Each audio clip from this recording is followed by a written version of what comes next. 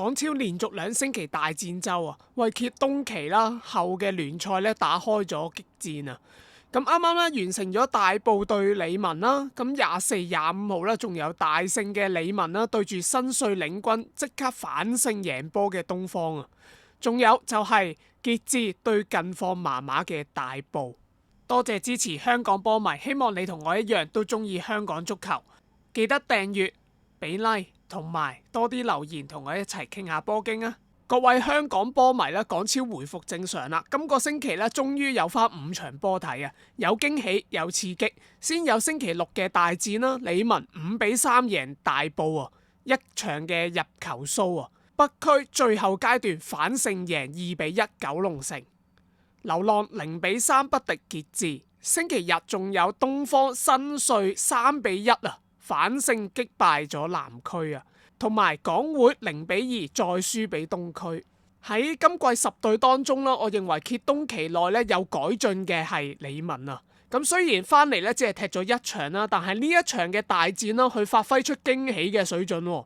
好多一腳波彈上前場，又快又順啦。有啲咧係似翻咧以前阿陳曉明執教時期嘅理文啊，可以以快咧就打破咗大埔嘅後防。今場理文啦，先收起省港杯有傷嘅艾華頓啦，巴科爾咧就擔起重要嘅角色啦。今場啦，終於有好多波入啊！完成咗帽子戲法，幫助理文贏波。一場入波啦，已經係巴科爾喺2025年裏面啦，幫理文入波啊，仲要多嘅數字啊。咁上年啦，佢由開列去到12月啦，只係入咗2球啫，分別喺聯賽對住南區啦，同埋銀牌裏面對住大埔咧都有入波嘅。咁今場佢對住大埔啦，再次咧就係入波啦，亦都係入3球啊。咁計埋之前啦，佢喺東方時期嘅時候啦，咁唔怪得啦，啲球迷都話佢咧係專食大埔啊。咁雖然理文啦取得5個嘅入波啦，仲有就係米基爾啦，同埋艾華頓尾段嘅12碼啦，不過咧都俾大埔係攻入咗3球啊。咁驚喜嘅表現，再加刺激嘅比賽啦。後防雖然有嚟緊啦，可能有份踢世界盃嘅烏茲別克國腳杜素洛夫坐鎮啦。不過啦，理文咧都係偶爾咧就會有失誤啦，令到咧係可以俾大埔係入波啊。而大埔今場咧有多名嘅外援啦都唔喺陣中㗎，好似中鋒嘅天姆高夫斯基啦，中堅隊長加比爾啦，都係影響咗啦球隊嘅變化。其中米基爾古圖斯啦，更加上半場輸緊2球嘅時候，而佢啦有多次嘅犯規啦之下咧就被提早係換走嘅，將保連奴啦就換入。陳肇鈞入波啦，以為會掀起追和或者反勝嘅賽果，可惜就未有出現啦。全場有8個嘅入波，相信入場啦或者有睇呢一場嘅波嘅球迷啦，都唔會太過失望噶。而呢一場波咧都好有豐富嘅娛樂性啊！首先啦就有新尼啦，啱啱新嚟嘅新尼啊，咁就佢心急出場啦，喺隊友余偉廉咧未正式離開球場之時咧，佢就衝咗入球場而收穫1張黃牌。而球證亦都令到呢一場波嘅娛樂性更加豐富啊！事關呢，理文啦就有1球嘅罰球啦，就由艾華頓去開啦。咁球證可能以為咧佢會直開咧，就係入去禁區啊，但係佢就唔係喎，反而傳翻去峨眉月頂嘅隊友身上。但係咧球證又企咗喺度啦，就冇被開到個足球，而令到呢一球波啦係撞到佢咧。理文就由原本初疑似係1球12碼啦，變成1球嘅罰球，再最後咧就因為球證而變成1球 drop ball。咁正正咧，亦都反映咗咧 VAR 係呢一場波裡面嘅重要性啊！因為今場啦，大埔有2次咧就喺禁區邊度犯規，咁其實以肉眼去睇咧，真係睇唔到究竟係禁區外啊定禁區內。之前咧大埔就因為咧要打亞冠2分心咗嘅，但係亞冠2咧嘅比賽完成咗啦，今場睇落成隊咧都未係好在狀態啊！下星期咧又再迎戰啦，就係大戰啦。咁大埔似乎咧都難以咧係追趕到聯賽冠軍㗎啦。暫時已經失咗17分啊，同榜首嘅傑志比啦，傑志只係失咗4分啦。我認為大埔下半季可能集中火力咧喺啲杯賽上邊咧會較為合理啦。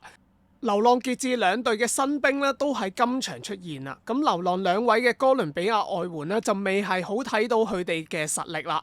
而傑志黃浩俊啦後備落場。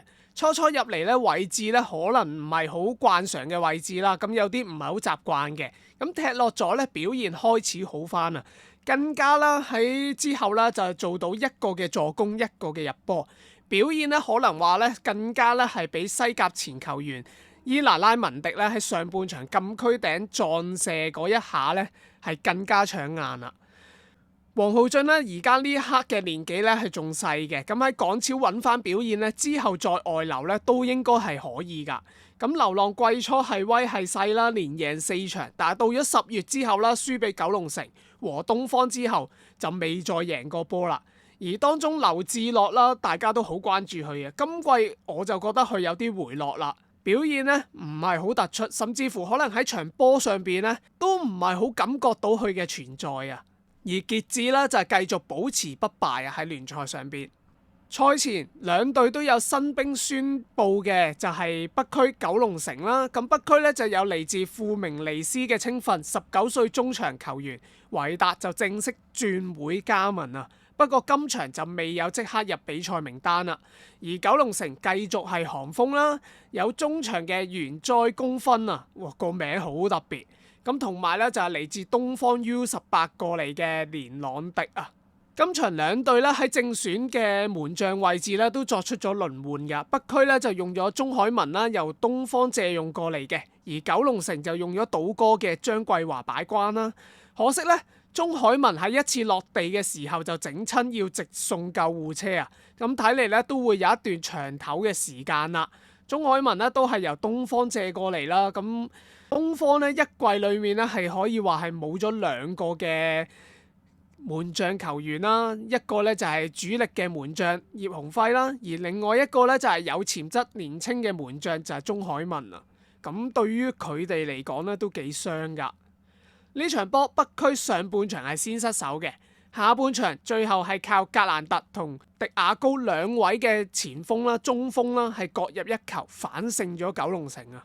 星期日有新教練文路托利斯嘅東方迎戰南區，而新外援嘅龍門曾經效力喺維拉利爾 B 隊同一隊啦，括弧係冇出過場㗎，喺一隊裏面。33歲嘅西班牙球員卡沙路咧，暫時都未喺名單裏面嘅。咁呢一場呢，我係估唔到㗎，因為我一直咧都估南區會贏啦，係嘛？東方始終佢嘅狀態唔係好好啦，之前輸得太多啦。咁二嚟佢又啱啱換教練，我諗住南區應該呢一場都實贏啦啩。上半場係入咗1球先㗎南區，咁我都以為咧去到最尾啦，又估唔到東方咧喺呢場裡面咧都有啲韌力啊。可能咧係上半場佢打少咗2個嘅外援關係啦。先有林顯廷啦喺下半場嘅禁區頂遠射，同埋馬高斯嘅連入2球啦，反勝翻南區啊！咁初步咧睇新教練咧都好重用後生仔啊，好似睇翻正選裏面咧已經擺出咗黃飛揚、張港賢、劉君正呢啲咧喺之前盧比道時期咧都少喺聯賽上邊係正選嘅球員啦。而今場東方明顯見到咧多咗後場去做一啲猜傳噶。咁呢一個咧都似翻咧係西班牙教練啦，西班牙嘅踢法嘅。咁另外咧都想講下就係今場嘅東方門將高進啊。咁講真，之前咧喺邊一隊咧都冇咩上陣機會啊，但係今場咧佢表現幾好喎，幾下有威脅嘅埋門咧，佢都係做出咗一啲關鍵嘅撲救啦，做到應做嘅嘢咧。咁呢一場我都係俾一個讚佢啊。呢個星期最後一場就係港會對住東區。咁兩隊咧暫時都未有增兵嘅消息㗎，咁東區暫時都叫做位列喺中游啦，咁唔增兵咧都算合理嘅，始終佢哋又唔係話好有錢啊，咁二嚟護級成功咧已經係完成咗佢第一季喺港超嘅任務㗎啦，但係港會暫時都係得4分啦，位列包尾啦，咁唔通佢哋都諗住決意就係下季港甲見？好似呢場咁樣啦，港會咧唔係話踢得唔好㗎喎。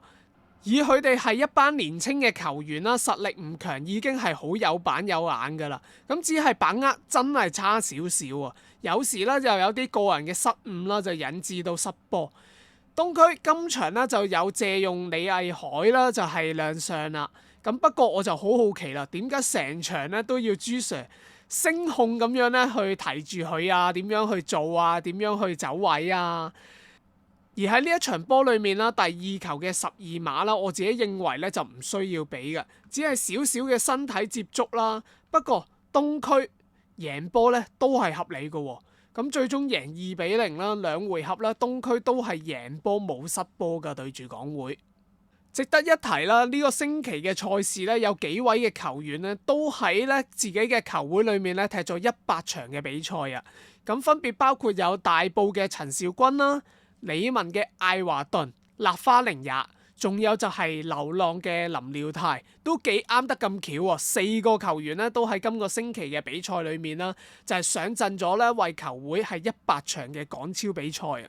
現時嘅積分榜上邊啦，傑志係佔優嘅，領先榜首係有29分啦，繼而有理文20分。不過特別要一提嘅就係佢哋而家咧係前列當中咧係唯一打少咗2場嘅球隊啊！咁之後咧就有19分第3名嘅北區啦，第4名嘅大埔、九龍城、東區、東方咧都各有14分，位列喺5至7位。南區排第8有11分，流浪10分，最後有4分嘅港會。今季聯賽係恢復降班嘅，咁所以相信咧而家都係得4分嘅港會啦，佢應該都有70%機會係降班噶啦嚟緊。下星期港超嘅賽程咧就有4場嘅比賽嘅，咁原本啦睇翻4場比賽有邊2隊係未有出場嘅咧，就係南區同九龍城啊。咁佢哋嘅賽事咧係之前咧就係已經踢咗嘅。喺11月22號嘅時候啦，南區喺主場咧就2-0贏咗九龍城啊。咁嚟緊啦，次回合嘅九龍城對翻南區咧就會喺4月12號2循環嘅聯賽最後一場咧就會再次碰頭啊。而今個星期咧，如果你想一日裏面啦去入場睇2場嘅港超咧，一定做唔到啊，因為2日都係同時間開波嘅比賽啊。今個星期啦，只有3點時間嘅波去睇嘅啫。咁2日都有港超大戰喎，咁睇嚟入座嘅比率啦都會有好大嘅差異啊。星期六就有理文對住東方嘅旺角打比啦，同時間咧喺小西灣仲有就係東區對住北區啊。星期日就有傑志對住大埔。咁喺呢一場波嘅開始咧，今季嘅傑志主場咧就會再次翻到去將軍澳啦，就成為主場啦。呢個咧係佢哋自有主客制之後咧最原先嘅主場啊。因為理文就去咗旺角場啦，所以傑志咧喺上季成績咧就冇理文咁好啊，所以咧就被逼咧就去翻將軍澳作為主場。另外同時間咧仲有就係流浪對港會呢一場補賽啊。